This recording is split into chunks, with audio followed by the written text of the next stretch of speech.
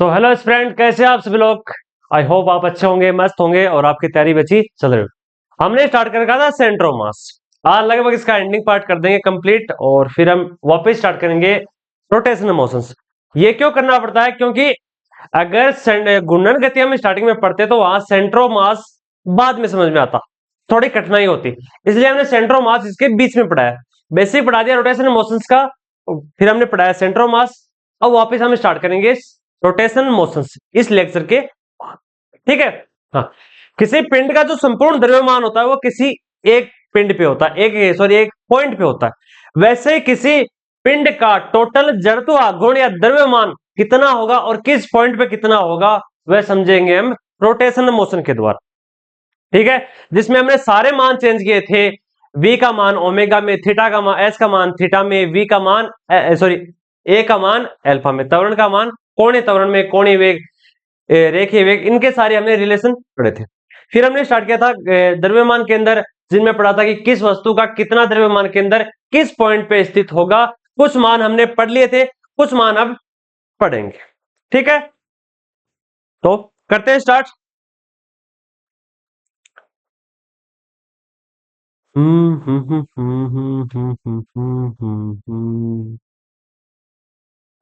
हाँ, पहला मान हमने स्टार्ट किया था, क्या स्टार्ट किया था? एक सेकंड। हाँ हाँ, पहला मान हमने स्टार्ट किया था, एक एल लंबाई की एक रोड है जिसका संपूर्ण द्रव्यमान अलग अलग वितरित है।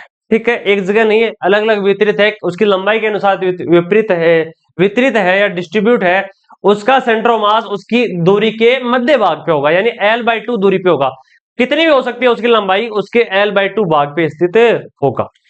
उसके बाद बताया था कि एक रोड होती है, उसका मैंने बताया था कि रेखीय घनत्व द्रव्यमान, यानी किसी रोड है उसका घनत्व थोड़ा सा ज्यादा है, हेवी घनत्व, हेवी डेंसिटी वाली कोई रोड है, उसका सेंटर ऑफ मास हमेशा 2L/3 2L/3 पॉइंट पे होगा। अगले वाला हमने जीरो क्यों रखा? 2L/3 अपॉन और जीरो, ये हमने इसलिए रखा ताकि, क्योंकि ये एक्स एक्स पे स्थित है, इसलिए इसका मान 2L/3 पे रखा था। ठीक है, अगली चीज, एक रिंग होता है। रिंग जैसे आप अंगुली में अपने हाथ में पहनते हैं, एक रिंग पहनते हैं, जिसे कड़ा बोलते हैं, चूड़ी बोलते हैं, कुछ भी समझो, उसको ही रिंग होते हैं। रिंग का सेंटर ऑफ मास कभी भी जहां उसका द्रव्यमान दर्शाया जाता है, द्रव्यमान केंद्र दर्शाया जाता है, वहां स्थित नहीं होता। देखो, ये एक रिंग है, माना कि ये एक बड़ी सी रिंग, आपके हाथ का एक कड़ा, ये एक वृत्त है, इसका सेंटर ऑफ मास बिल्कुल इसके मध्य होता है। लेकिन सोचने की बात यह होती है कि यहां इसका द्रव्यमान नहीं है, फिर भी इसका सेंटर ऑफ मास इसके मध्य स्थित है। जैसे हमने रोड देखी या कोई पेंसिल देखी, उसका सेंटर ऑफ मास उसकी लंबाई के मध्य भाग पे स्थित है, लेकिन एक रिंग का सेंटर ऑफ मास उस बिंदु पे स्थित है जहां कोई द्रव्यमान नहीं है। ये एक सोचने वाली बात है। ठीक है, इसलिए मैंने बार बार बोला था कि द्रव्यमान के अंदर किसी वस्तु में कहीं भी हो सकता है, ये जरूरी नहीं कि वह मध्य भाग पे हो, अंतिम भाग पे हो या पीछे वाले भाग पर हो, लंबाई के कितने भी हिस्से पे हो सकता है। जैसे रिंग का अलग होता है, वल्ले का अलग होता है। आपको दिमाग में आना चाहिए, जब रिंग की बात की जाए तो आपको इतना याद रखना कि एक गोला है, एक वृत्त है, जहां वृत्त का केंद्र होगा वहीं उसका सेंटर ऑफ मास होगा। ठीक है, अब हमने क्या किया, हमने इस रिंग को आधा किया, रिंग को आधा भाग, यानी हमने बोला यूनिफॉर्म, यानी यूनिफॉर्म का मतलब एक समान, यानी एक समान द्रव्यमान वितरण है। कोई ऐसा नहीं कि एक जगह डेंसिटी ज्यादा है, एक जगह डेंसिटी कम है। रेगुलर उसका मतलब एक समान वितरण है द्रव्यमान। उस रिंग का हमने आधा हिस्सा लिया, क्या लिया था? यूनिसेमी रिंग लिया था। उसका सेंटर ऑफ मास कहां होगा? एक्स एक्सिस पे नहीं होगा, वाई एक्सिस पे होगा, और कितना होगा? 2R/पाई दूरी पे होगा, यानी उसके केंद्र से कुछ ऊपर, y की तरफ ऊपर उठा हुआ। अगर ये नीचे की तरफ होता तो ये होता माइनस में। क्यों? क्योंकि नीचे की तरफ y माइनस में होता है। आपको पता है कितना होगा? 2R/पाई। y में होगा, x में नहीं होगा, y में होगा, 2R/पाई होगा। अब हमने क्या किया, हमने इस रिंग का केवल चौथा हिस्सा लिया। पहले पूरी रिंग थी, फिर उसकी आधी रिंग ली, और फिर उस आधी रिंग का कितना हिस्सा? उसका क्वार्टर हिस्सा, यानी 1/4वां भाग लिया। और 4वें भाग में देखो, ये होता है ऊपर की तरफ y, इस साइड में कौन सा होता है माइनस एक्स, कितना हो गया माइनस 2r पाई और 2r अपॉन पाई। क्यों? क्योंकि x का मान दूसरे क्वाड्रेंट में माइनस होता है और y का पॉजिटिव होता है। ठीक है, हमेशा याद रखना, पहले क्वाड्रेंट में x y दोनों के मान पॉजिटिव, दूसरे क्वाड्रेंट में y का मान पॉजिटिव, x का मान नेगेटिव, तीसरे क्वाड्रेंट में दोनों मान नेगेटिव और चौथे क्वाड्रेंट में x पॉजिटिव और y नेगेटिव। ठीक है बच्चों, ये है आपका सिंबल। अब देखते हैं, हमने पढ़ा कि एक अर्ध गोलाकार है, पूरा गोला नहीं लिया हमने, अर्ध गोला लिया। हमेशा वो क्वेश्चन पूछेगा तो आपको पूरा गोला नहीं पूछेगा, वो अर्ध गोला पूछेगा, और अर्ध गोले में भी वो आपको हमेशा पूछेगा, तो आपको कितना पूछेगा, वह गोला खोखला। ठीक है, हमेशा याद रखना, जब भी कोई वस्तु खोखली होगी तो उसका सेंटर ऑफ मास अलग बिंदु पे होगा, अगर वही वस्तु उसमें द्रव्यमान निहित कर दिया जाए तो उसका सेंटर ऑफ मास अलग होगा। देखना, अगर हम किसी झूले पे या हम ऐसे करके घूम रहे हैं लगातार ऐसे, ठीक है, जैसे हम घूम रहे थे तब हमारा द्रव्यमान केंद्र अलग जगह था, लेकिन जैसे हमने अपने हाथ एक जगह कर लिए और फिर हमने एकदम वर्ताकार घूमना स्टार्ट किया, तब हमारा सेंटर ऑफ मास अलग होगा। जैसे हम हिंडा सॉरी झूला झूलते हैं, हमारी मारवाड़ी भाषा में उसको हिंडा बोलते हैं, ठीक है, इसलिए उसको मारवाड़ी मत समझना, ठीक है, थोड़ा सा मजाक। हाँ, जैसे हम झूला झूलते हैं, जब तक हम झूले पे खड़े होकर झूल रहे थे तेजी से, तब वो झूला काफी गतिज ऊर्जा प्राप्त कर रहा था, एक जगह स्थिर ऊर्जा प्राप्त होती थी, वापिस आ रहा था, मध्य स्थिति पे आ रहा था, वापिस अपनी मैन, कभी इस साइड में, दोनों साइड में झूल रहा था। लेकिन जैसे आप उस झूलते समय आप बैठ जाते हैं तो उसकी स्पीड ऑटोमेटिक कम हो जाती है। क्यों हो जाती है? क्योंकि पहले आप उसकी मूल स्थिति से कुछ ऊपर की तरफ थे, अब आपका सेंटर ऑफ मास, उस झूले का सेंटर ऑफ मास कुछ ऊपर की तरफ था। ठीक है, जैसे आप बैठे तो आपका सेंटर ऑफ मास चेंज हो गया। आप कुर्सी पे बैठते हैं, सीधे बैठे रहते, तब आपका सेंटर ऑफ मास अलग होता है, जैसे आप पीछे झुके तब आपका सेंटर ऑफ मास परिवर्तित हो जाएगा, अन्यथा परिवर्तित नहीं होगा। मैंने बताया था, देखो एक ये एल शेप की आकृति होती है, वैसे इस आकृति की कोई वस्तु होती है एल टाइप की, इसका काम होता है भवन निर्माण में काम आती है, आगे इसको पढ़ाऊंगा मैं, भवन निर्माण में काम आती है। इसका सेंटर ऑफ मास यहां होगा, यहां पे। अब सोचने की बात है कि कहां इसका द्रव्यमान, इससे बाहर, यानी वस्तु कहीं रखी हुई है, उसका सेंटर ऑफ मास उससे दूर रखा हुआ है। अजब कॉन्सेप्ट है। हाँ, तो एक अर्धगोलाकार वर्त होता है, यानी और जो भी क्या होता है खोखला होता है, उसका सेंटर ऑफ मास कहां होगा, r/2 दूरी पे। ठीक है, इसको क्या बोलेंगे, इसको बोलेंगे अर्धवर्ताकार, एक सेकंड, अर्धवर्ताकार या गोलाकार खोल बोल सकते हो या वर्त बोल सकते हो। ठीक है, इसका सेंटर ऑफ मास कहां होगा, ऊपर की तरफ, और कितना ऊपर की तरफ होगा, r/2 दूरी पर। केवल आपको इतना मान याद रखना। अगर यही गोला ठोस हो जाए तो इसका सेंटर ऑफ मास कितना होगा, 3r/8। क्यों? क्योंकि ये गोला आधा गोला है, अब इसमें द्रव्यमान निहित है, ये फुल ठोस है, तो इसका सेंटर ऑफ मास बदल जाएगा, r/2 3r/8। सीधा आपको मान याद रखना है। ठीक है, हाँ, इसको बोल सकते हो यूनिफॉर्म, इंग्लिश में लिखना चाहो तो लिख सकते हो यूनिफॉर्म सॉलिड हेमिस्फेयर, हेमी यानी अर्धवर्त। ठीक है, एक समान ठोस अर्धगोला है जिसका सेंटर ऑफ मास 3r/8 होगा। अगर वही अर्धगोला जिसमें द्रव्यमान निहित है, खोखला है, तो उसका कहां होगा, r/2 दूरी पे होगा। इतना आपको याद रखना है। अब देखो, एक क्वेश्चन पूछा जाता है बार बार, क्या पूछा जाता है कि एक मीनार से 3 गेंदें गिराएगी और उनकी गति के दौरान तीनों गेंदों का सेंटर ऑफ मास कहां होगा। हमेशा याद रखना कि जब आगे पढ़ाएंगे कि द्रव्यमान केंद्र का त्वरण कहां होगा तब समझ लेना, लेकिन यहां पे आपको हमेशा ध्यान में रखना कि सेंटर ऑफ मास कभी भी वेग पे निर्भर नहीं करता है, वह निर्भर करता तो केवल द्रव्यमान पे और उसकी त्रिज्या पे और उसकी स्थिति पे। अब देखो, जब तीनों गेंदों को नीचे की तरफ डाला गया तब उनका सेंटर ऑफ मास कहां होगा। हमेशा याद रखना, पहला ऑप्शन बिल्कुल गलत है, वेग पे निर्भर नहीं करेगा, दूसरा वेग पे निर्भर नहीं करेगा, और चौथा तो ऑप्शन में है ही नहीं। तो हमेशा उसका गुरुत्वीय त्वरण किसके बराबर होगा, गुरुत्वीय त्वरण के बराबर होगा, जी के बराबर होगा, कोई दिक्कत नहीं। कोई वस्तु का सेंटर ऑफ मास कभी भी परिवर्तित नहीं हो रहा। अगर वह प्रबलनाकार पथ पे है तो उसका सेंटर ऑफ मास भी प्रबलनाकार पथ पे ही होगा। ठीक है, आगे समझाऊंगा तो देख लेना।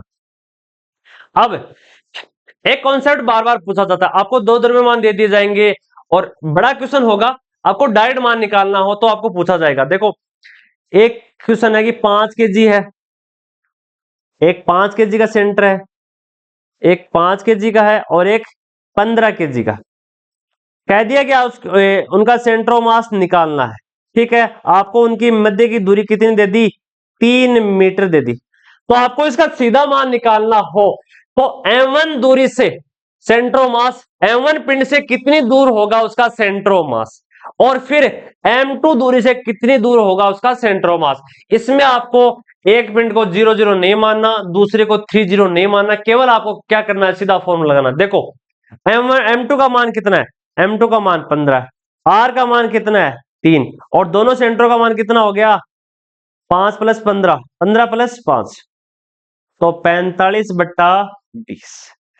निकालना चाहो तो 9/4, यानी लगभग 2.25 के आसपास इसका मान होगा। यानी ये 2 पॉइंट यहां इसका सेंटर ऑफ मास होगा। अब देखो m2 से कितना दूरी होगा, m2 से होगा 5 × 3/20 तो हो जाएगा 15/20, यानी 3/4। ये कितना था, ये था 9/4 और ये कितना हो गया 3/4। निकाल लो, 4 9 3 12, कितना हो गया 3 मीटर। यानी ये फॉर्मूला, इसकी सहायता से आप दोनों वस्तुओं का सेंटर ऑफ मास कितनी दूरी पे स्थित है, ठीक है, निकाल सकते हो। अगर आपको एक क्वेश्चन पूछ लिया जाए इससे रिलेटेड, 1 मिनट देखो यहां पे, आपको कह दिया जाए कि एक m वस्तु है, एक 2m वस्तु है, इनके मध्य कुछ भी दूरी हो सकती है a। अगर इनकी स्थिति परिवर्तित कर दी जाए तो इनका सेंटर ऑफ मास हमेशा कितनी दूरी पे परिवर्तित हो जाएगा, r/3। अगर मैं ऐसे, ये थी m वस्तु थी, एक 2m द्रव्यमान की वस्तु है, उनके बीच की दूरी a है। अगर इनको ऐसे कर दो कि 2m और m, तो सेंटर ऑफ मास की स्थिति कितनी बदलेगी, a/3। ये हमेशा याद रखना। ठीक है, दो द्रव्यमान दे रखे, एक m है एक 2m है, और उनके बीच की कुछ दूरी दी गई है। यदि उनको स्थिति परिवर्तित कर दी जाए, 2m की जगह m की जगह 2m, तो उनकी परिवर्तित कितना आएगा, a/3 परिवर्तन है। ठीक है, हाँ, बढ़े आगे। अब देखो अगला, त्रिभुज। त्रिभुज में दिया जाएगा आपको, एक त्रिभुज दी गई। त्रिभुज का आपको पता है कि 3 प्रकार की त्रिभुज होती है भुजाओं के आधार पे। कौन सी, समकोण त्रिभुज, यानी दो भुजाएं, समकोण यानी एक कोण 90 डिग्री का, समद्विबाहु यानी दो भुजाएं बराबर है, समबाहु यानी 3 भुजाएं बराबर है, और विषमबाहु यानी तीनों भुजाएं बराबर है नहीं है। कोणों का मान होता है 180 डिग्री, इतना आपको बेसिक याद है। अगर ये एक त्रिभुज दी गई है आपको अच्छी सी, ABC, कह दिया जाए कि A से एक परपेंडिकुलर या लंब BC भुजा के ऊपर डाला जाए, तो इस BC भुजाओं को बराबर भागों में बांटता है। जितनी दूरी x होगी उतनी दूरी ये होगी। हमेशा अगर किसी एक बिंदु से अगर एक रेखा पर परपेंडिकुलर डाला जाए तो हमेशा वह कितना, उस भुजा को बराबर बराबर बांटता है, और कोणों का मान हमेशा 90 डिग्री का होता है। ये चीज हमेशा ध्यान रखना। अब हम B से सेंटर ऑफ मास कहां है, एक परपेंडिकुलर कहां डालते हैं, यहां। ठीक है, फिर एक C से यहां डालते हैं, कुछ ऐसा। इस भाग को बोलते हैं मध्य केंद्र। ठीक है, तो ये जो A से D की भुजा है, A से D है, ये E है, ये F है। A से D ये एक माध्यिकाई ही तो है, इस त्रिभुज की एक माध्यिकाई है। ठीक है, AD किसके बराबर है, AD बराबर है H के बराबर। या तो AD/3 कर लेना या फिर H/3 कर लेना। हमेशा एक त्रिभुज का सेंटर ऑफ मास कहां होगा, H/3 पे या AD/3 पर। AD/3, AD का मान आपको दे दिया जाएगा, उसमें 3 का भाग देखकर उस त्रिभुज का सेंटर ऑफ मास निकाल सकते हैं। ठीक है, अगर आपके पास एनसीईआरटी की बुक है तो उसमें जो चैप्टर में दे रखा है तो वहां एक मान दे रखा है, देखो वहां एक ऐसा मान दिया जाएगा कि एक समकोण त्रिभुज है। ठीक है, ऐसे एक्स वाई क्वाड्रेंट में स्थित है वो। एक 100 ग्राम का द्रव्यमान है, दूसरा 150 ग्राम का द्रव्यमान है, और तीसरा 200 ग्राम का द्रव्यमान है। प्रत्येक भुजा का मान 0.5 है, इसका मान भी 0.5। तो ये कह रहा है कि इसका सेंटर ऑफ मास कहां होगा। इसमें आपको भुजा का मान निकालना है और निकाल के दे सकते हो।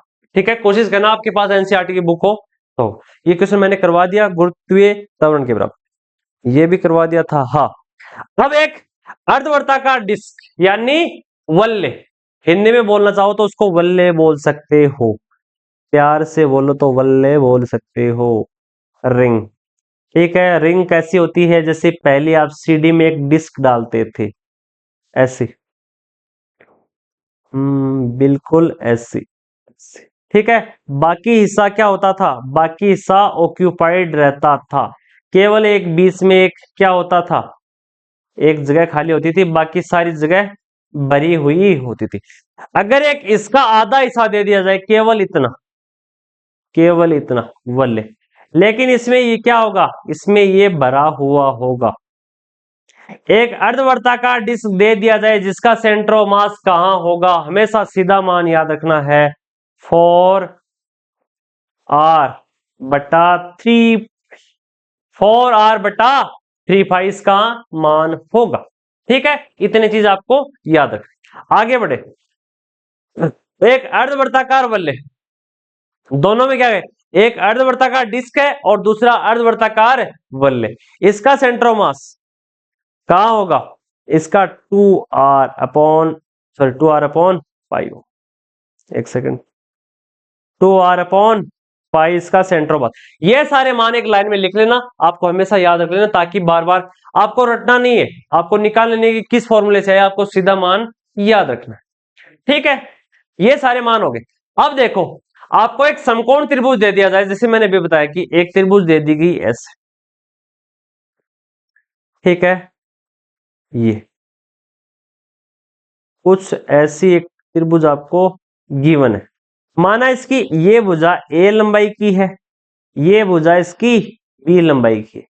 ठीक है, ये समकोण त्रिभुज है, ये कोण 90। कह रहा है इसका सेंटर ऑफ मास कहां स्थित होगा, तो हमेशा इसका सेंटर ऑफ मास याद रखना, रटने वाली चीज है, कहां होगा, लगभग यहां होगा, और इसका मान होगा 2a/3 और 2b/3।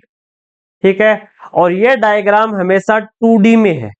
ठीक है, और 2D को लगभग सीबीएसई इंग्लिश में पढ़ाते हैं। जब भी आप किसी और कोचिंग की टेस्ट सीरीज देखो तो वहां आपको एक नाम आएगा लेमिना, आप ये मत समझ लेना कि लेमिना क्या सिस्टम आ गया, नहीं, लेमिना 2D डायग्राम के, 2D में जो वस्तु होते हैं उनको लेमिना कहते हैं, इतना आपको याद रखना।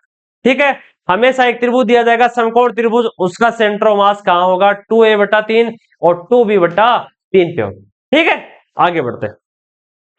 अब आपके जन्मदिन वाली टोपी, उसका सेंटर ऑफ मास भी निकालना जरूरी है। ठीक है बच्चों, हाँ, अब देखो, इसे कहते हैं एक शंकु, ये होता है एक शंकु, ऐसा होता है शंकु।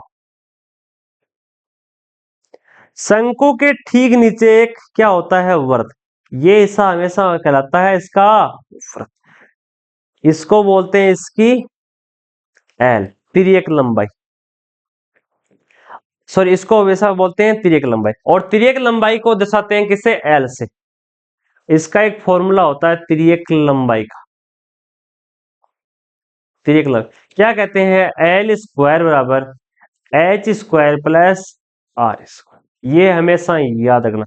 R ये होती है, H ये मान सकते हो, L ये। किसी शंकु का मान है, सॉरी, आपको शंकु दे रखा है या कौन आपको दे रखा है, मेहंदी वाला कौन नहीं, मेहंदी भी एक का कौन भी एक शंकु टाइप में होता है। ठीक है, आपको एक कौन दे रखा है, उसमें नीचे होगा एक वर्त, ठीक है, उस पे होगी एक त्रिभुजाकार आकृति, किसका निर्माण करेंगे, एक कौन का, तिर्यक लंबाई जो बाहर वाली हिस्सा है उसको एल बोलेंगे, बीच वाला एच बोलेंगे, नीचे वाला आर होगा। क्या फॉर्मूला होगा? एल स्क्वायर बराबर H square plus R square. इसका सेंटर ऑफ मास जब ये खोखला होगा, जब ये टोपी बिल्कुल खोखली होगी, तब इसका सेंटर ऑफ मास कहीं अलग होगा। जब ये टोपी भरी हुई होगी तो इसका सेंटर ऑफ मास कहीं अलग होगा। कितना होगा? ये इसकी लंबाई होती है एच लंबाई, मैंने बता दी एच लंबाई, ये होती है एल, ये होती है आर। तो इसका सेंटर ऑफ मास कहां होगा? जब यह कौन खोखला, ठीक है, जब ये कौन खोखला है तो इसका सेंटर ऑफ मास कहां होगा? एच बट्टा 3 हाइट पर होगा। यानी एक कौन आपको दिया गया है, अगर वो आपको घुमाकर पूछना चाहे तो पूछ सकता है कि उसका आर इतना है, उसकी एल इतनी है, आपको एच का मान निकालना है और निकाल सकते हो। जैसे एक सेकंड,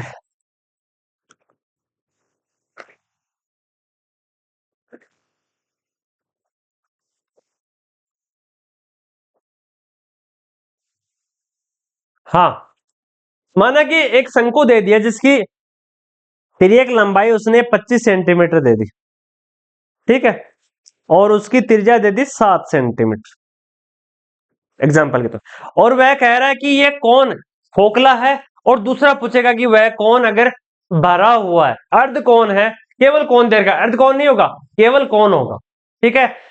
हाँ, अगर इस कौन के उपले हिस्से को निकाल दें तो उसमें बनेगा छिन्नक। जैसे देखो ये है, ये कौन है, छोटा सा कौन है, ठीक है।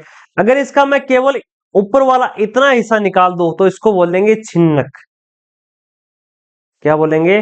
शुद्ध हिंदी में इसको बोलेंगे छिन्नक, ठीक है। हाँ, आपको एल दे दी 25 सेंटीमीटर, आर दे दी आपको 7 सेंटीमीटर, कह रहा है कि इसका सेंटर ऑफ मास कितना होगा। आपको फॉर्मूला याद है कि एल बटा एच बटा 3 होगा, तो एच का मान कैसे निकाले? तो एच का मान सीधा होता है एल स्क्वायर बराबर H square plus R square. 25 का स्क्वायर कितना होगा? 625, H square plus R square, 625 H square plus 49, तो एच स्क्वायर बराबर हो जाएगा 625 माइनस 49। कितना बचा? 9 में 15 में से 9 गए तो 15 में से 9 गए तो 6, यहाँ 7, 5, 576, तो एच बराबर होगा 24 सेंटीमीटर, ठीक है। तो इसका सेंटर ऑफ मास कहां होगा? 24/3 यानी 8 सेंटीमीटर ऊपर होगा। किससे ऊपर होगा? एक्स से ऊपर होगा वाई की तरफ, ठीक है। 2D डायग्राम है और किस में रखा जा रहा है?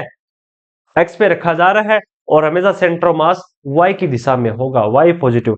अगर इसको नीचे की तरफ कर दिया जाए तो -h/3 हो जाएगा, इससे हार्ड कोई दिक्कत है। अब अगर मैं ये कह दूं कि यही कौन, यही शंकु कैसा है, यही शंकु भरा हुआ, इससे माना कोई मास इसके अंदर डाल दिया, जैसे बच्चों की टोपी होती है, अगर हम उसमें कुछ मास ऐड कर दे, ठीक है, तो वह एक ठोस शंकु बन सकता है, ठीक है। हाँ, ये हो गया एच, ये हो गया आर, ये हो गया एल। अगर ये क्या है? यूनिफॉर्म, यानी एक समान, सॉलिड, ठोस और कौन, ठीक है। हमेशा दो अंतर होते हैं, देखो दिक्कत ना आए, एक को बोलते हैं होलो, एक को बोलते हैं सॉलिड। क्या अंतर होता है? सॉलिड का मतलब जैसे आपके पास गेंद है, आपके हाथ में एक गेंद है, उसका टोटल द्रव्यमान, उसमें कुछ कुछ ना कुछ द्रव्यमान स्थित है, यानी मान सकते हैं कि वह 200 ग्राम की एक गेंद है। लेकिन वहीं आपको एक प्लास्टिक की गेंद दे दी जाए जिसके केवल बाहरी खोल हो, अंदर उसके अंदर कोई द्रव्यमान स्थित ना हो, उस कंडीशन में उसको बोलते हैं होलो, यानी खोखली है, अंदर से खोखली है। एक डायलॉग आता ना कि तू अंदर से बड़ा खोखला इंसान है, ठीक है। हाँ, अगर ये कौन अगर ठोस है तो इसका सेंटर ऑफ मास कहां होगा? h/4 ऊंचाई पर होगा। इतना आपको ध्यान में रखना। ये सारी चीजें हो गई, इसका ध्यान में रखना। अब देखो कुछ चीजें वापिस, अगर आपको दे रखी है एक छड़ तो सीधा करना है L/2। अगर आपको एक डेंसिटी के साथ कोई छड़ दे रखी है तो आपको करना है 2L/2। 3। अगर आपको एक कोण दे रखा है, होलो कोण है तो h/3। अगर ठोस कोण है, बिल्कुल द्रव्यमान से भरा हुआ है तो h/4। क्यों? क्योंकि पहले ये देखो, जो पीछे वाला क्वेश्चन क्या था, वहां कितना था, 24/3 यानी 8 सेंटीमीटर ऊपर था। यहां कितना हो जाएगा, 24/4 तो 6 सेंटीमीटर। जैसे ही उसका द्रव्यमान उसमें द्रव्यमान डाला, उसका सेंटर ऑफ मास की स्थिति बदल जाएगी। इतनी देर हम बातों को पढ़ रहे थे, अब हम बातों को प्रूव कर रहे हैं। ठीक है। हाँ, अगर एक अर्धगोला है, खोखला अर्धगोला है, ठीक है, बिल्कुल एक खोखला अर्धगोला है, उसका सेंटर ऑफ मास r/2। अगर ये गोला सॉलिड है, अर्धगोला, हेमिस्फेयर यानी ठोस अर्धगोला का सेंटर ऑफ मास कितना हो जाएगा, 3r/8। ये सारी चीजें आपको याद रखनी। लेमिना एक त्रिभुज होते हैं, इसका हो जाएगा 2a/3 और 2b/3। ये सारे मान हो जाएंगे। अब देखो, आपने कभी एक्सपीरियंस किया होगा कि आपके हाथ में एक बिस्कुट है, क्रीम वाला बिस्कुट है, उसका एक आपने टुकड़ा खा लिया, तो शायद उसका कुछ द्रव्यमान कम होगा। माना कि कुछ रोटी है, उस रोटी में आपने कुछ हिस्सा खा लिया, तो आप सोचोगे कि मैंने खाना खाने के बाद इस रोटी का कुछ सेंटर ऑफ मास बदलेगा या नहीं बदलेगा, तो बिल्कुल बदलेगा। क्यों? क्योंकि उसका द्रव्यमान का कुछ हिस्सा अलग हो गया। तो बाकी बचे हिस्से का ये मतलब थोड़ी है कि जहां सेंटर ऑफ मास होगा वहीं का वहीं रहेगा, नहीं, बदलेगा। जैसे द्रव्यमान का वितरण बदलेगा, जैसे द्रव्यमान की समिति बदलेगी, जैसे उसका आकार परिवर्तित होगा, उसका सेंटर ऑफ मास भी परिवर्तित होगा। अभी भी देखा था, ठोस होता तो अलग स्थिति पे सेंटर ऑफ मास होगा, अगर हल्का है तो सेंटर ऑफ मास अलग स्थिति पे होगा, खोखला है तो अलग स्थिति पे, और भरा हुआ तो अलग स्थिति। ठीक है। हाँ, द्रव्यमान का ये नहीं है कि द्रव्यमान एक जगह ही होगा, नहीं, जैसे स्थिति बदली वह बदल जाएगा। तो माना कि एक आपके घर की एक रोटी है, आप भूखे थे और कोचिंग में आकर, माना ये एक्स एक्सिस, ये वाई एक्सिस है और ये एक्स एक्सिस, ठीक है, इसमें से आपने एक हिस्सा, इतना हिस्सा, एक समान वर्ताकार हिस्सा आपने खा लिया। तो माना ये हिस्सा आपने खा लिया और ये था पूरा हिस्सा, आपने पूरे हिस्से में से कुछ हिस्सा खा लिया, तो बाकी बचे हिस्से का सेंटर ऑफ मास कहां होगा? आप आइडिया तो लगा नहीं सकते, तो आप लगाएंगे क्या, हम लगाएंगे एक फॉर्मूला और निकाल देंगे आसानी से। देखो, हमेशा याद रखना, जो हिस्सा कट जाएगा, जो हिस्सा हमने खा लिया, उसको हम बोलेंगे A2, यानी इसको हमने बाहर कर दिया है। और जो हिस्सा पहले था उसको बोलेंगे A1, यानी स्टार्टिंग फेज का हिस्सा। स्टार्टिंग फेज में जो हिस्सा था, जो हमें गिवन था, फिर जो टुकड़ा हमने खाया, उसको बोले। आपका जरूरी नहीं कि आपको यहां एक वर्त ही दिया जाए। आपके बुक का पेज होता है जो एक आयताकार होता है, कुछ इस तरीके से होता है, कुछ में वर्ताकार भी होता है, लेकिन सब में, सॉरी, कुछ में वर्गाकार भी होता है, लेकिन लगभग में क्या होता है, लगभग में आयताकार ही होता है। इसमें से आपको कह दिया जाए कि उसका इतना टुकड़ा उसने निकाला, तो बचे हुए टुकड़े का सेंटर ऑफ मास कितना होगा, तो इसको A2 मान लेना है, इसको A1 मान लेना है। इस चीज में क्या करना है, इस चीज में आपको रखना है फॉर्मूला याद, बाकी कोई दिक्कत नहीं। जैसे वर्ग का आ रहा, तो वर्ग का क्षेत्रफल कितना होगा, देखो दो तीन चीजें मैं लिख देता हूं, आपको दिक्कत ना आए। एरिया ऑफ सर्किल, यानी वृत्त का क्षेत्रफल कितना होगा का फॉर्मूला कितना होगा, A1 बराबर कितना होगा, पाई आर स्क्वायर, या आर की जगह आप ए लिखना चाहो तो पाई ए स्क्वायर, बी लिखना चाहो तो पाई बी स्क्वायर। ठीक है, ए क्या, ए त्रिज्या, बी भी त्रिज्या, सी भी त्रिज्या। ठीक है। दूसरा, आयत का क्षेत्रफल, रेक्टेंगुलर का एरिया कितना हो जाएगा, सीधा याद रखना है, लंबाई गुणा चौड़ाई, लेंथ इंटू ब्रेंथ। अब वर्ग का क्षेत्रफल, आपको उसकी भुजा की लंबाई दे रखी है ए, तो a इंटू ए हो जाएगा ए स्क्वायर। ये ए क्या, ये वर्ग की भुजा, स्क्वायर की भुजा। ठीक है, आगे देखो, अगर आपको पूछा जाए कि आप एक कोण दे रखा है, कोण का कुछ एक कोन का कुछ एरिया में से कुछ एरिया निकालिए तो बचे एरिया का सेंटर मास कितना होगा?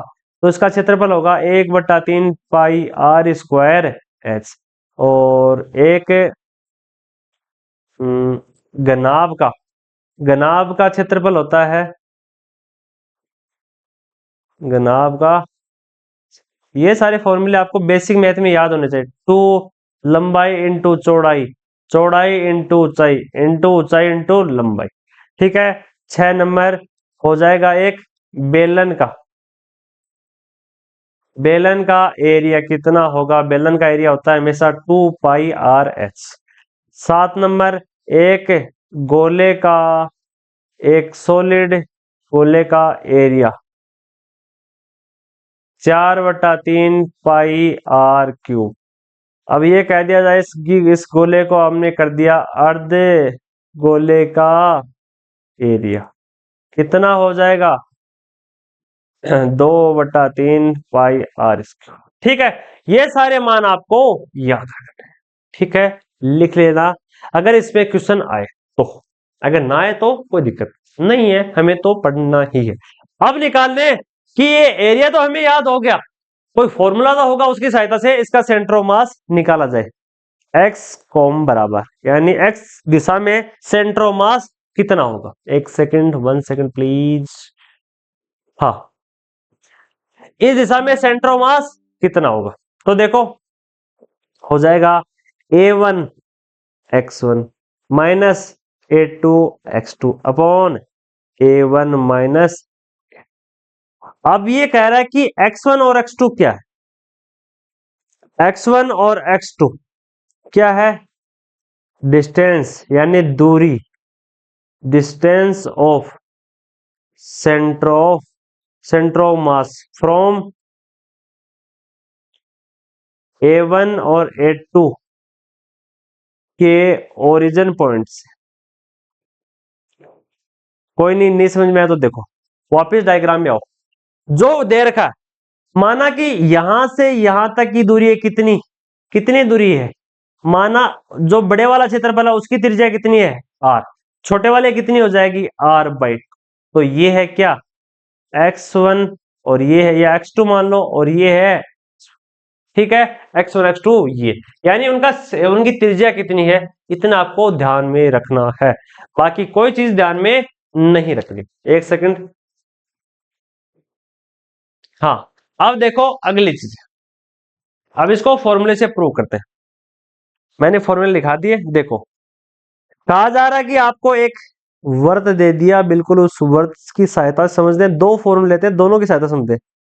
ठीक है, ये है ऐसा ऐसा, ठीक है, माना इसमें से इतना हिस्सा तो मैंने खा लिया, कोशिश कर रहा हूं कि वर्त एकदम वर्ताकार बने ताकि आपको दिक्कत ना आए। ठीक है। हाँ, तो बड़े वाले जो वर्त है, ये जो वर्त है A1 बड़ा है और A2 छोटा है। मैंने कह रखा कि 0 से लेकर यहां तक की दूरी कितनी है? तो A1 का एरिया कितना होगा? पहले A1 का एरिया कितना होगा? A1 बराबर होगा पाई आर। ठीक है, अब छोटे वर्त के लिए जो बड़े वर्त के लिए जो त्रिज्या थी, वह छोटे वर्त के लिए क्या हो जाएगा? वह छोटे वर्त के लिए हो जाएगा व्यास। ठीक है, क्यों हो जाएगा? क्योंकि उस त्रिज्या का डबल है। तो इस छोटे वाले का एरिया कितना हो जाएगा? A2 बराबर पाई r/2 का होल स्क्वायर, कितना हो जाएगा? पाई आर स्क्वायर बटा 4, 2 नहीं 4 स्क्वायर हो जाएगा। ठीक है, A1 का मान आ गया पाई आर स्क्वायर और A2 का मान आ गया कितना? सॉरी थोड़ा सा मिस्टेक है, हाँ, पाई आर स्क्वायर बट्टा 4। मैं थोड़ा सा इस साइड में आ जाता हूं। अब ठीक है, हाँ, कितना हो जाएगा? पाई आर स्क्वायर अपॉन 4। अब निकाल दें फॉर्मूला लगाकर किसका मान कितना होगा। तो XCM बराबर A1 x1 minus A2 x2 upon A1 minus A2। A1 का मान कितना आया? पाई ए स्क्वायर। x1 कितना है? x1 यहां पे कितना होगा? x1 यहां पे होगा कितना? 0। और x2 यहां पे कितना हो जाएगा? ए बाई, ठीक है। तो माइनस, पहले वर्ग के लिए सेंटर ऑफ मास कहां थे, देखो x1 का मान 0 क्यों आया, x1 का मान 0 इसलिए आया कि पहला वर्ग बड़ा है, इसका सेंटर ऑफ मास कहां होगा, 0 0 पर होगा। और x2 का मान a/2 क्यों आया, क्योंकि बड़ा वर्ग था, उसके अंदर एक छोटा वर्ग है जिसका सेंटर ऑफ मास कहां होगा, उसकी टोटल a त्रिज्या का आधा, तो a/2, ठीक है। तो चीजें बताई है, याद रखना। अगर वर्त है तो उसके सेंटर का मान कितना है, अगर छोटा वर्त है, बड़े सेंटर के बीच में एक छोटा वर्त है, उसकी त्रिज्या का आधा कर लो, a/2 हो जाएगा, कोई दिक्कत नहीं होती। यानी वह मूल बिंदु से कितनी दूरी पर है उस हिसाब से निकाल दो। बड़े वर्त में उसका सेंटर ऑफ मास उसके मूल बिंदु पर ही है, इसलिए उसका मान 0। a1 का मान कितना हुआ, पाई a square into 0 minus pi by 2 into x2 का मान कितना हो जाएगा, a/2, सॉरी यहाँ पे इसका मान कितना है, पाई पाई a स्क्वायर बट्टा बट्टा पाई a square minus pi a square बट्टा 4।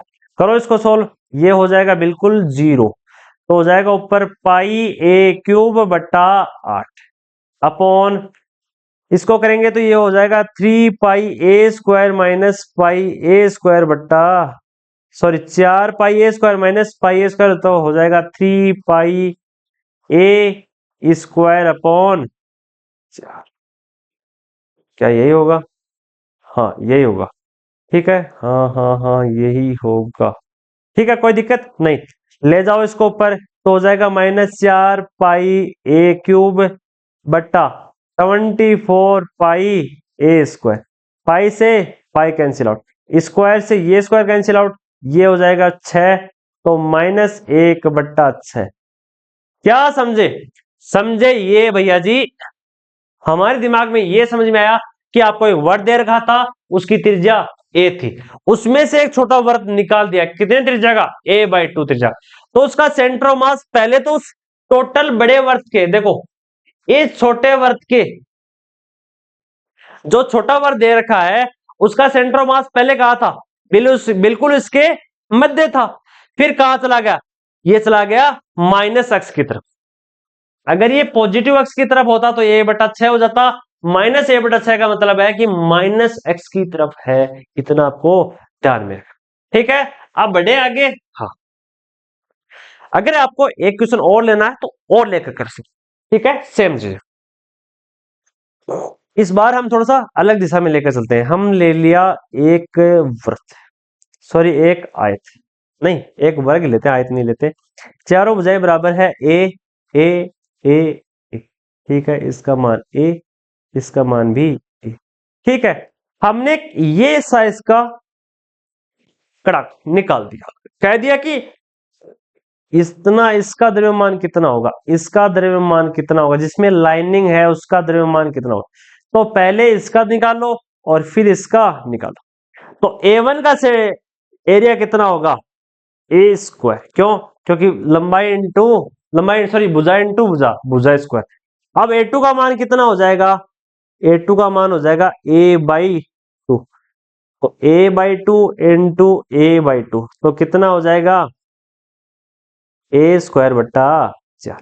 A1 A2 का मान आपको पता है, ठीक है, मान आगे निकाल, सेम फॉर्मूला लगाना है, ऐसे इसका मान निकाल सकते। अगर आपको बेलन दे रखा हो तो बेलन का मान निकाल लेना।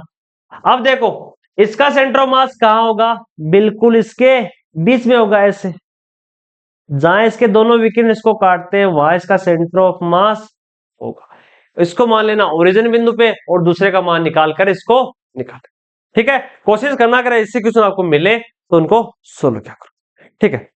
अब देख रहे हैं, अब हम सोच रहे हैं कि कोई वस्तु स्थिर थी, कोई वस्तु स्थिर है तो उसका सेंटर ऑफ मास स्थिर है, कोई गतिशील है तो उसका सेंटर ऑफ मास कितना गतिशील होगा, कैसे गतिशील होगा, इसको निकालना है, तो कैसे निकालेंगे। तो पहली हेडिंग होगी velocity of centre of mass, velocity, वेलोस हाँ वेलोसिटी यानी वेग of velocity of centre of, यानी द्रव्यमान के केंद्र का वेग कितना होगा, उसका क्या फॉर्मूला होगा, कुछ नहीं होगा, आपको आता है। कितना होगा, एक्स सेंट्रोमास होगा कितना, m1v1 के ऊपर निशान, तीर का निशान, सदिश का निशान, m3v3 dash dash dash mn upon vn बट्टा m1, सॉरी इस पे नहीं आएगा क्योंकि अदिश राशि है, द्रव्यमान अदिश राशि है, वेग एक सदिश राशि, और कहां तक चलाया जाएगा m, यानी आपको कोई कण देगा, उसका वेग देगा, अनेक कण देगा, उनके अलग अलग वेग देगा, सारों के वेग एक साथ इस फॉर्मूले में रखकर इनका सेंटर ऑफ मास निकाल सकते। ठीक है, ये फॉर्मूला आपके लिए तैयार है। अब हम इतनी देर सोच रहे थे केवल इसका सेंटर ऑफ मास निकालना है, सॉरी वेग की सहायता से, कोई कण गतिशील है उसका सेंटर ऑफ मास इस फॉर्मूले से। अब हम सोचते हैं कि वेग में भी परिवर्तन हो रहा है तो शायद त्वरण उत्पन्न होगा, और त्वरण उत्पन्न होगा तो कुछ त्वरण का फॉर्मूला भी होना चाहिए, अकेला वेग होगा तो अच्छी बात है नहीं। तो निकालो, निकालेंगे तो क्या करेंगे, निकालेंगे तो हम ये करेंगे ए सेंटर ऑफ मास। लेकिन इससे पहले एक इंपॉर्टेंट चीज, आपको कभी भी कोई पिंड दे रखा है, उसका वेग दे रखा है, तो आप ये समझ लेना कि इसका वेग कौन सा वेग है, जो त्वरण, जो वेग, जो द्रव्यमान, जो गति, जो स्थिति, सारी हमेशा द्रव्यमान केंद्र के द्वारा ही मापी जाती है। जो बल होगा, उस वस्तु पे जो बल लग रहा है, माना ये वस्तु है, देखो ये अगर लुढ़क रही है तो इसकी बाहरी गति नहीं है, इसके द्रव्यमान केंद्र की स्थिति है, द्रव्यमान केंद्र का वेग है ये। अगर v, आपको v का मान दे रखा है, अगर u का मान दे रखा है, तो उस द्रव्यमान केंद्र की प्रारंभिक स्थिति के बारे में बोल रहा है, वो उस पिंड के बारे में नहीं बोल रहा। आपको फिजिक्स में कहा जाता है कि कोई बड़ा द्रव्यमान है उसको एक छोटा माना, क्यों माना जाता है, क्योंकि केवल उसका द्रव्यमान लिया जाता है। एक बड़ी वस्तु है, उसका सेंटर ऑफ मास एक बिंदु पर ही होगा। ठीक है, जैसे आपने आपको एक क्रिकेट का मैदान दे दिया, तो उसका सेंटर ऑफ मास तो बिल्कुल किसी एक बिंदु पर ही होगा, ये थोड़ी कि पूरे ग्राउंड में ही फैला हुआ है, नहीं फैला हुआ ना। एक कमरा है, उसका सेंटर ऑफ मास कहां होगा, बिल्कुल एक पॉइंट पे। इसलिए फिजिक्स में कहा जाता है कि डेरिवेशन में आप हमेशा एक पॉइंट का यूज करो, एक बॉडी का यूज करो, छोटी बॉडी का यूज करो, ताकि आपको आसानी हो। इसलिए किसी वस्तु का वेग हो, उसका त्वरण हो, उसका बल हो, सारे उसके द्रव्यमान केंद्र के ही होते हैं, पिंड के नहीं होते, उस पिंड के द्रव्यमान केंद्र के होते हैं। ठीक है, ये चीजें याद रखना। तो कितना होगा उसका सेंटर ऑफ मास, तो होगा m1a1 plus m2a2 m3a3 dash dash dash mn a, नीचे m1 plus m2 plus m3 N सोन m। ठीक है, हाँ, जिन बच्चों के इस एरो के निशान वाले चीज में दिक्कत है वो देखो, एरो का निशान इसलिए लगाया जाता है कि जिस क्वांटिटी पे एरो का निशान आता है उसमें एक द्रव्यमान होता है, साथ साथ उसमें एक दिशा भी होती है।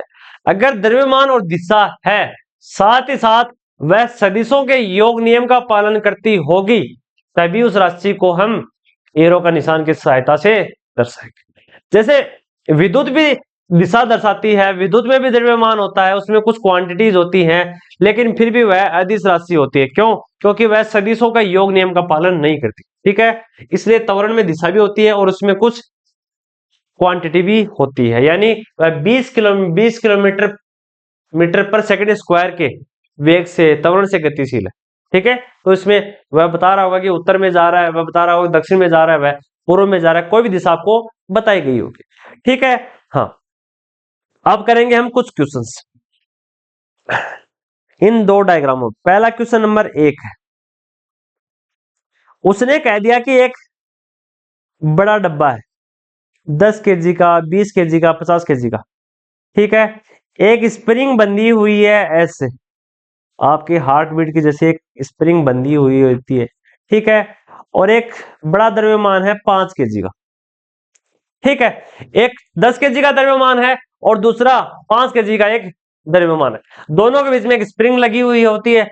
मैंने उसने कहा कि 10 kg वाले पिंड को उसने 20 मीटर पर सेकंड की 20 मीटर पर सेकंड के वेग से गतिशील कर दिया, तो बताओ इसका सेंटर ऑफ मास कितना परिवर्तित होगा, इसके सेंटर ऑफ मास का वेग क्या होगा।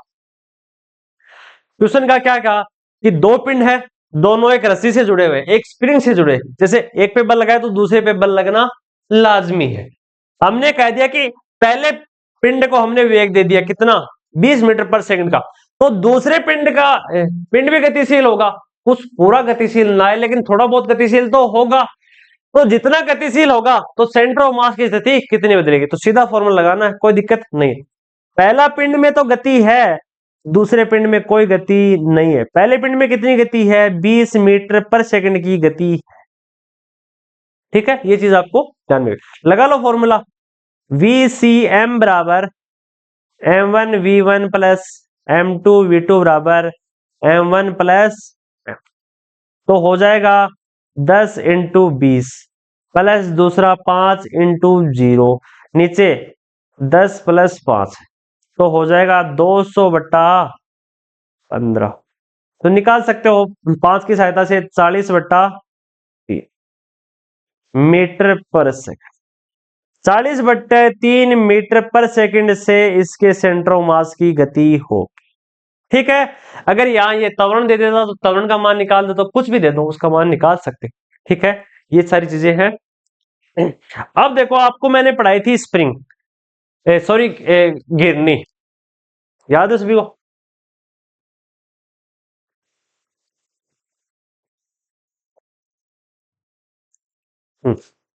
ये तो हो गया दो पिंड जो संबद्ध थे तो उनका सेंटर ऑफ मास कितना बनेगा। अगली चीज मैं आपको बताऊंगा कि एक गिरनी बंधी हुई है कुछ ऐसे, माना कि आपको किसी ने कहा कि कुएं से पानी निकालना है, ठीक है, यहाँ एक गिन्नी बंधी हुई है, या जैसे बड़ी बड़ी बिल्डिंगों का काम चलता है तो वहां पे एक गिन्नी का यूज होता है, गिन्नी बुरी बड़ी बुरी बन रही है, ठीक है, हाँ, ये कुछ ऐसी गिन्नी है, ठीक है, बिल्कुल गोलाकार नहीं है, इस पे कुछ ऐसी ताड़ियां हैं, ठीक है।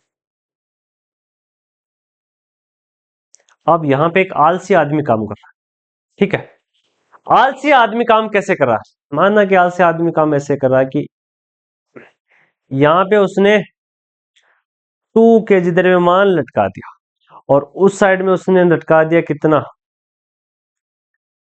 4 kg का एक, या 4 kg क्यों, 6 kg मानो, 6 kg का द्रव्यमान लटका दिया, एक गिन्नी दे रखी है उसके दोनों साइड में रस्सी से दो द्रव्यमान, देखो ये कुछ गलत जा रही है, ऐसे ऐसे रस्सी नहीं जाती है, रस्सी कैसे जाती है वापिस देखो, हाँ देखो, ऐसे गिन्नी होगी, ठीक है,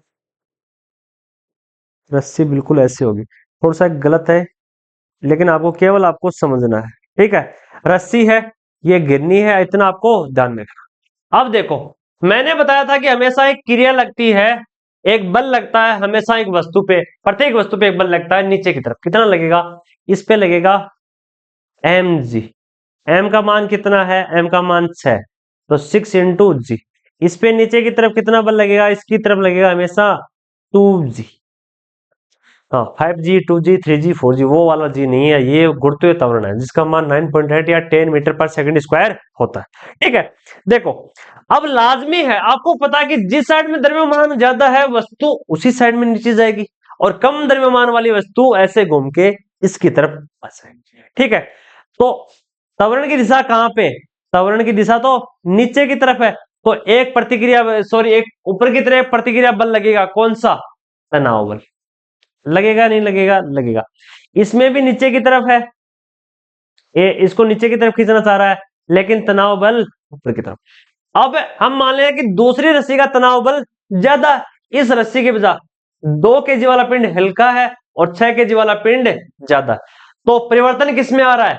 परिवर्तन इस रस्सी के त्वरण में आ रहा है, तो इसके सेंटर ऑफ मास का त्वरण कितना होगा?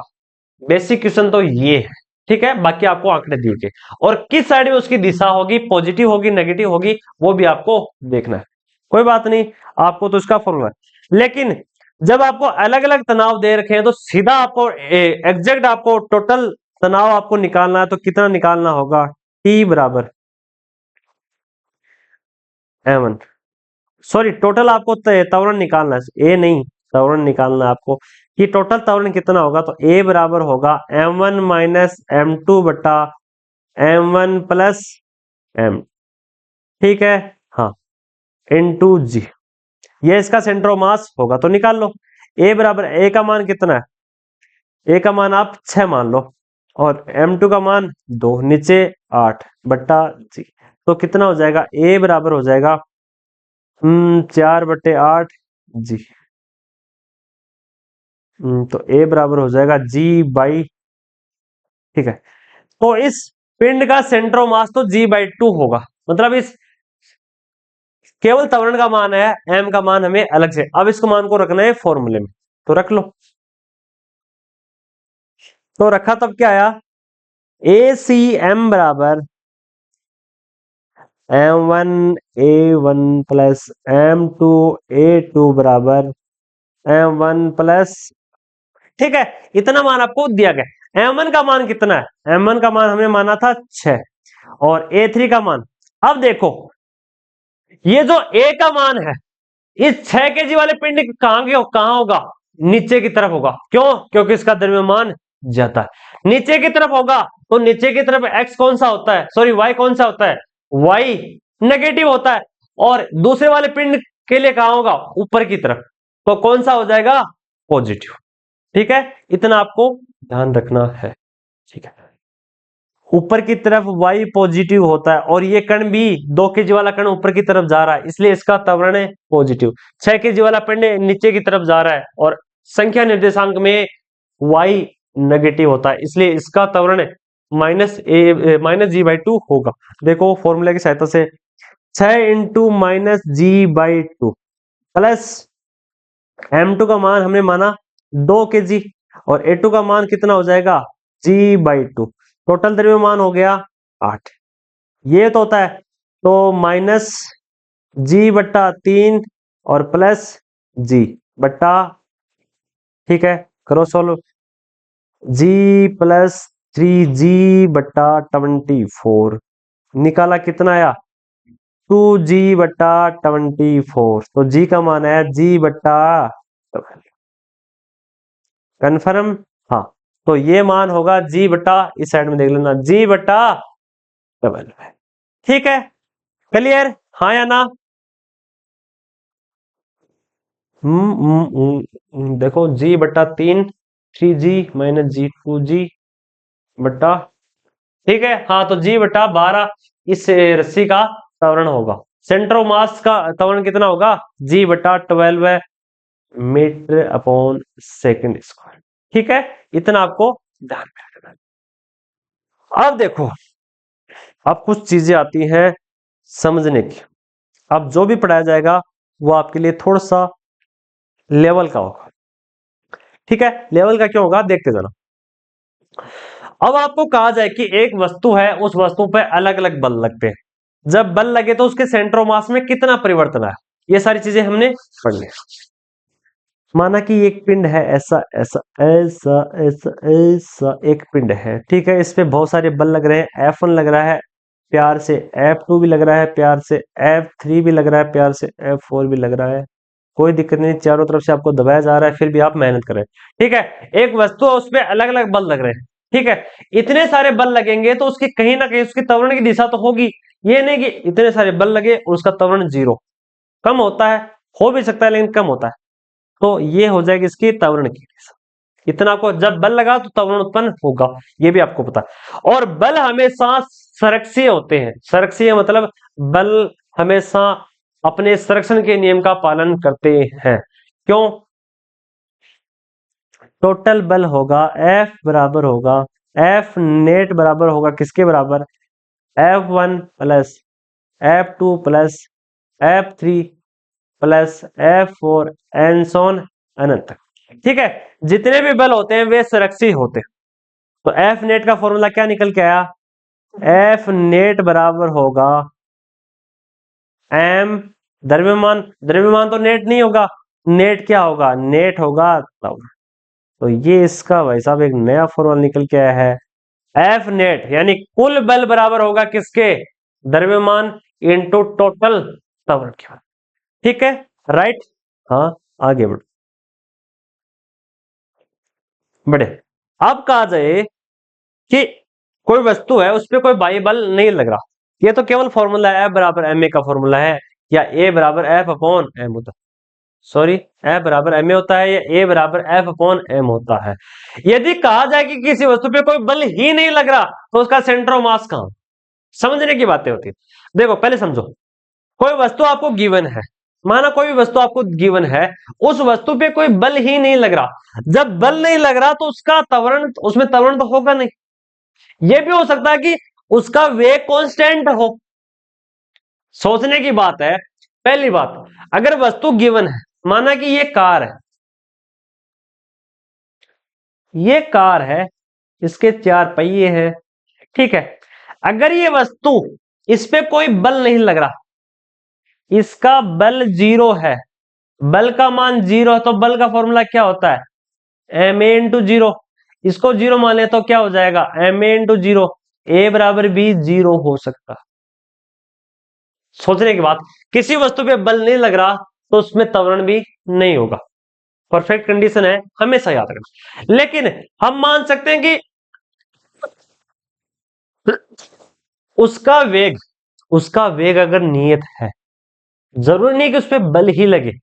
अगर वस्तु नियत वेग से गतिशील है, जैसे देखो आजकल पुरोज ऐसे कहता है, देखो ऐसे ध्रुव राठी वैसे कहता है, देखो अगर उसका वेग कांस्टेंट है, अगर उसका वेग नियत है तो उसका त्वरण भी जीरो होगा। इन दोनों कंडीशन में, अगर बल जीरो है, उसका वेग कांस्टेंट है, उसका त्वरण जीरो है, तो उसका सेंटर ऑफ मास कोई गति नहीं करेगा।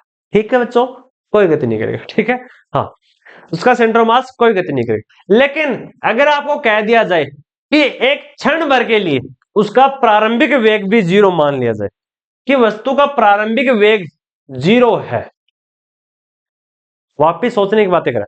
अगर किसी वस्तु का प्रारंभिक वेग तात्क्षणिक समय में, यानी कुछ कण के लिए, कुछ टाइम के लिए उसका तात्क्षणिक वेग जीरो है, तो उसका अंतिम वेग भी जीरो होगा। अगर तात्क्षणिक, प्रारंभिक तात्क्षणिक वेग जीरो है तो अंतिम तात्क्षणिक वेग भी जीरो होगा। ये समझने वाली बात है, लिख लिया। ठीक है, अब इसको समझेंगे, जितनी बातें बोली हैं उसको। ला ला ला ला ला ला ला ला ला ला। ठीक है, हाँ, क्या कह रहा है कि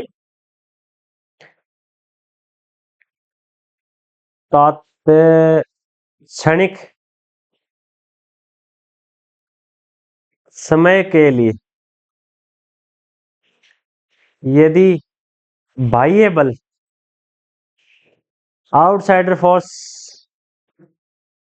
स्थिर है या नहीं है, तब सेंटर ऑफ मास, तब द्रव्यमान केंद्र कहां हो? ठीक है, तब द्रव्यमान केंद्र कहां होगा? सोचने वाली बात है। तो देखो, F net equal to zero, ये चीज हमें कह रहा है कि बल तो जीरो ये दे रखा है, तो हमें पता कि अगर बल जीरो है तो सेंटर ऑफ मास भी कहां होगा? टोटल नेट, टोटल बल भी कितना होगा? बल भी होगा। ठीक है, क्यों होगा? क्योंकि एफ नेट बराबर होता है M centre of mass, sorry ऐसे नहीं, ऐसे लिखा जाता है A into centre of mass. A centre of mass यानी किसी कण का, केंद्र का त्वरण कितना होगा? F upon M. ठीक है, बराबर, कोई दिक्कत नहीं। अगर बल जीरो है तो त्वरण भी जीरो होगा। सोचने बात है, अगर दोनों चीजें दे रहे हैं तो सेंटर ऑफ मास भी स्थिर होगा।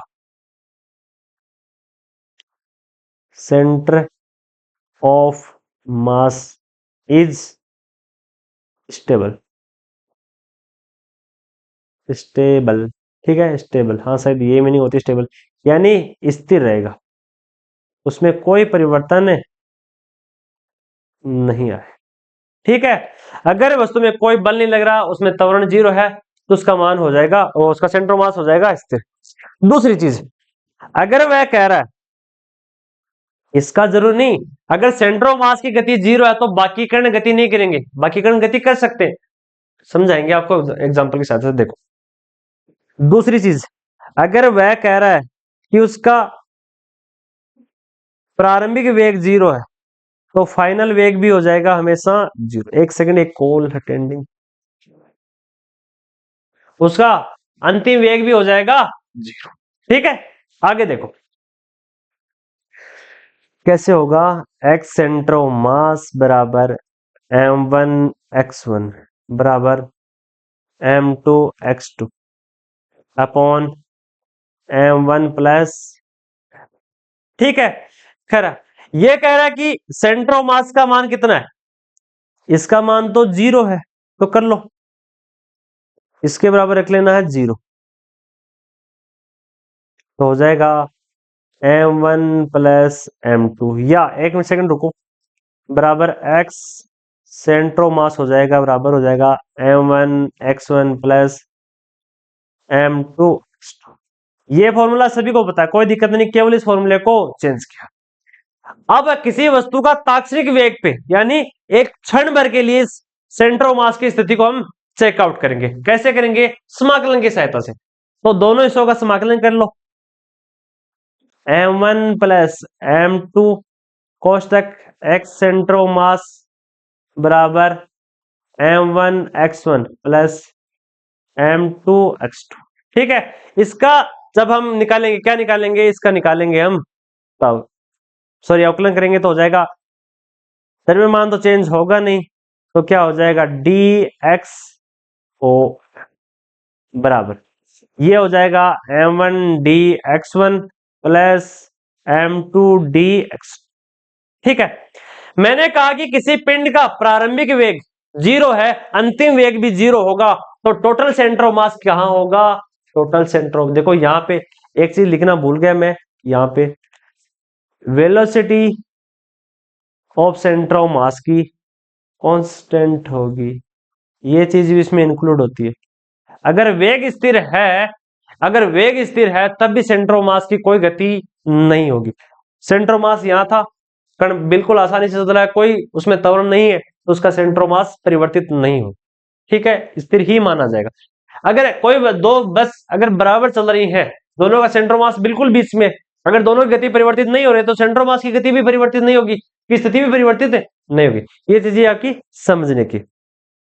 तो ये डी टोटल सेंटर ऑफ मास क्या हो जाएगा जीरो, तो होगा जीरो बराबर m1 D x1 plus m2 D x2 बराबर जीरो। ये समीकरण केवल आपको इतना दर्शाता है कि सेंटर ऑफ मास में केवल केंद्र या बाह्य, सेंटर ऑफ मास में केवल बाह्य कणों की गति को ध्यान में रखा जाता है, ना कि आंतरिक कणों की गति, ठीक है। सेंटर ऑफ मास में केवल बाह्य कणों को देखा जाता है, आंतरिक कणों को नहीं देखा जाता, केवल इसका यही मतलब होता है, ठीक है। इस चीज को हम समझाना चाहें तो देखो, कोई वस्तु है, कोई चुंबक है, m द्रव्यमान की कोई चुंबक है, दूसरी भी m द्रव्यमान की कोई चुंबक है, ठीक है। अगर इन दोनों को आपस में बल लगता है, एक दूसरे का प्रतिकर्षण बल लगता है, जैसे इसमें भी इतना ही है, इसमें भी इतना ही बल लग रहा है, चुंबकीय बल लग रहा है, ठीक है, आपस में टकराएंगी, गति तो हो रही है, बल भी लग रहा है, लेकिन सेंटर ऑफ मास कहां होगा, सेंटर ऑफ मास कांस्टेंट, ठीक है, सेंटर ऑफ मास स्थिर होगा। इसलिए हमेशा याद रखना कि तात्क्षणिक वेग का मान 0 है तो टोटल वेग का मान भी, अंतिम वेग का मान भी 0। इतनी चीज आपको ध्यान में रखना। एक चीज की सहायता से आपको इसको क्लियर कर देते हैं। माना कि एक 2m द्रव्यमान का पिंड है, f वेग से गतिशील है, और इस साइड में एक 3m द्रव्यमान का पिंड है, किस वेग से? f वेग से। f का मान कांस्टेंट है। अगर एक 2m द्रव्यमान का पिंड f वेग से उसकी तरफ और एक 3m द्रव्यमान का पिंड f वेग से इसकी तरफ आ रहा है, तो कह रहा है कि इसके सेंटर ऑफ मास कहां होगा, निकालना है। दोनों समान वेग से गतिशील कर रहे हैं कह रहा है। तो हमें पता है कि जब तक इनके प्रारंभिक वेग 0 है, वेग का मान f का मान 0 है, से त्वरण का मान 0 है, वेग का मान समान है, तो उसका सेंटर मास परिवर्तित नहीं होगा। लेकिन कहां होगा ये तो निकालना है। तो हमें पता है कि F नेट का मान, टोटल बल का मान है 0। क्यों? क्योंकि F इस साइड में है, F विपरीत दिशा में माइनस F2 बराबर 0। बल कितना हुआ? 0। तो त्वरण कितना हो जाएगा? त्वरण भी हो जाएगा 0। ये चीजें हमेशा, दोनों F का मान समान है, दिशा विपरीत है, टोटल बल का मान 0, त्वरण का मान 0, तो केवल उनका वेग कांस्टेंट है।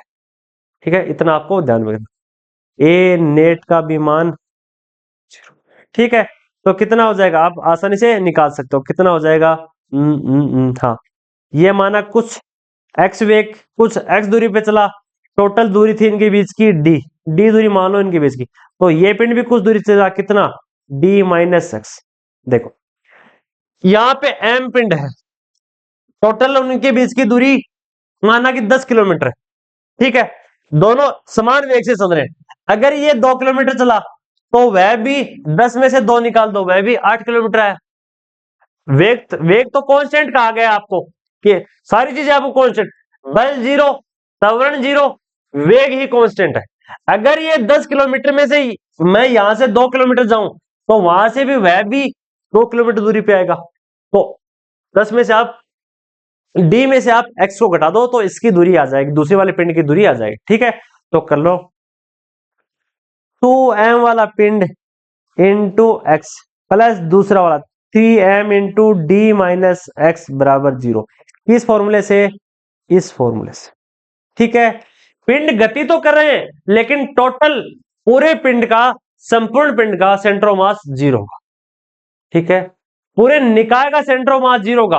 3m भी गति कर रहा है, 2m भी गति कर रहा है, फिर भी सेंटर ऑफ मास स्थिर है। सिर्फ इतना समझाना चाह रहा हूं, बाकी हार्ड चीज कोई नहीं है। 2mx बराबर 3md माइनस 3mx। ठीक है, क्या यही है? हाँ यही है।